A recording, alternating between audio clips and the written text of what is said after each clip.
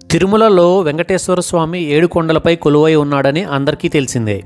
అయితే ఆ 7 కొండల పేర్లు, ఆ కొండలకు ఆ పేర్లు ఎలా వచ్చాయో తెలుసుకుందాం.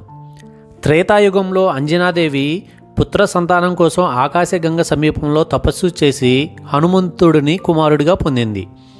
ఆమె తపమాచరించిన కొండ కాబట్టి ఆ కొండకు అంజనాద్రి అని పేరు వచ్చింది. కృతయుగంలో వృషభాసురుడనే రాక్షసుడు విష్ణుమూర్తికి భయపడి ఒక కొండలో దాక్కున్నాడు. మరణించే ముందు తన ఆఖరి కోరికగా కొండకు తన పేరు వచ్చేలా వరం పొందాడు. అందుకే ఆ కొండను వృషభాద్రిగా పిలుస్తారు.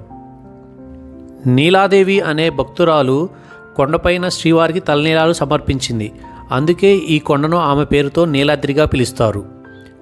శ్రీ మహావిష్ణువు ఆదేశాలతో శేషుడు భూలోకంలో పర్వతంగా రూపాన్ని ధరించాడు. అందుకే ఈ కొండకు శేషాద్రి అని పేరు వచ్చింది. సాక్షాత్తు శ్రీనివాసుడే ఈ కొండపై నివసించటం, నారాయణుడనే భక్తుడు తపస్సు చేసి స్వామి దర్శన భాగ్యం పొందటం వల్ల దీన్ని నారాయణాద్రిగా పిలుస్తారు. వేం అంటే పాపాలు అని అర్థం. కటం అంటే అదృష్టం. పాపాలు తొలగించి అదృష్టాన్ని కలిగించేదిగా ఈ కొండ ప్రసిద్ధి. అందుకే ఈ కొండకు వెంకటాద్రి అని పేరు.